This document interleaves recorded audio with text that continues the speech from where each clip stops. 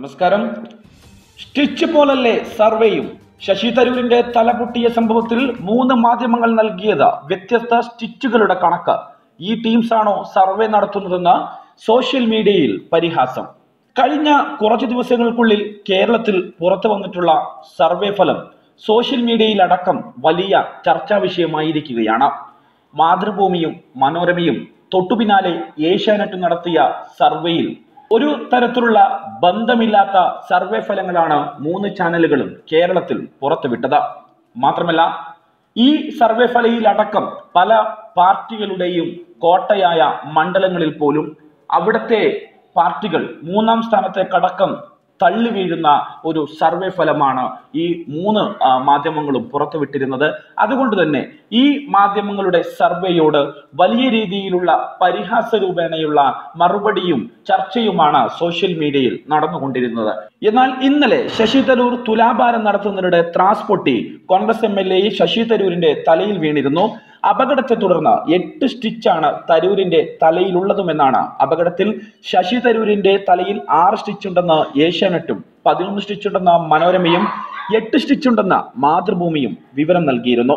എന്നാൽ ഈ കണക്കിൽ പോലും സ്ഥിരതയില്ലാത്ത ഈ മാധ്യമങ്ങളാണോ ഇലക്ഷൻ സർവേ നടത്തുന്നത് എന്നാണ് ഇപ്പോൾ സോഷ്യൽ മീഡിയയിൽ ഉയരുന്ന പരിഹാസം. ഗാന്ധാരിയമ്മൻ കോവിലിൽ തുലാഭാരം നടത്തുന്നതിനിടെയാണ് ത്രാസ് പൊട്ടി വീണ ശശി തരൂരിന് തലയ്ക്ക് പരിക്കേറ്റത്. 3 ചാനലുകൾ നടത്തിയ സർവേ ഫലങ്ങൾ തമ്മിൽ യാതൊരു ബന്ധമില്ലാത്ത കണക്കുകൾ പുറത്തുവിട്ടപ്പോൾ ഏറ്റവും ഒടുവിലായി ശശി തരൂരിന്റെ തലയിൽ വീണ സ്റ്റിച്ചിൽ പോലും കൃത്യമായിട്ടുള്ള കണക്ക് പറയാൻ സാധിക്കാത്ത ഈ ചാനലുകളാണോ തിരഞ്ഞെടുപ്പുമായി ബന്ധപ്പെട്ടിട്ടുള്ള സർവേയുടെ കണക്കുകൾ പറയുന്നത് എന്നാണ് ഇപ്പോൾ സോഷ്യൽ മീഡിയയിൽ പൊങ്കാല ഇട്ടുകൊണ്ടിരിക്കുന്നത്. കൺമുമ്പിൽ വെച്ച് നടന്ന ശശി തരൂരിന്റെ തലയിലെ സ്റ്റിച്ചുകളുടെ എണ്ണം കൃത്യമായിട്ട് എടുക്കാൻ സാധിക്കാത്ത മാധ്യമങ്ങൾക്ക് എങ്ങനെയാണ് ഒരുപക്ഷെ 20ഓളം ലോക്സഭാ മണ്ഡലങ്ങളുള്ള കേരളത്തിലെ തിരഞ്ഞെടുപ്പ് സർവേ ഫലം പുറത്തുവിടാൻ സാധിക്കുക എന്നാണ് ഇപ്പോൾ ആളുകൾ സോഷ്യൽ മീഡിയയിൽ പങ്കുവെച്ചുകൊണ്ടിരിക്കുന്നത്.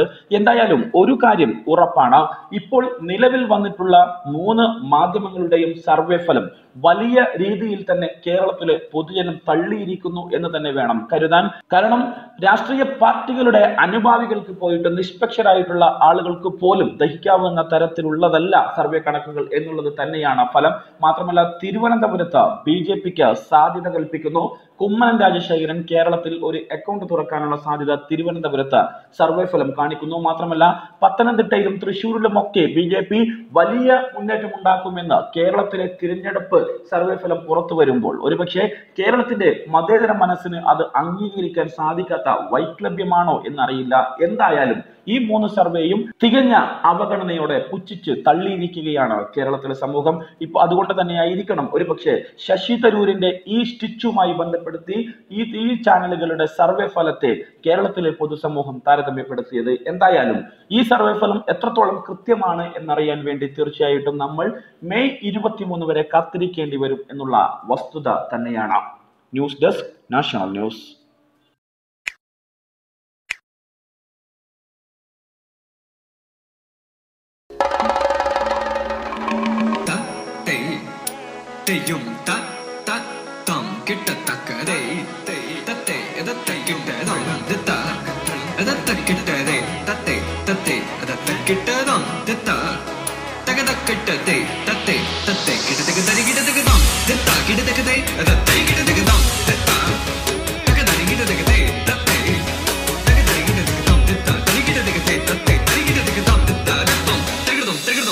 പല നാടിൻ പല വിഭവം നമ്മുടെ വില്ലേജിലും.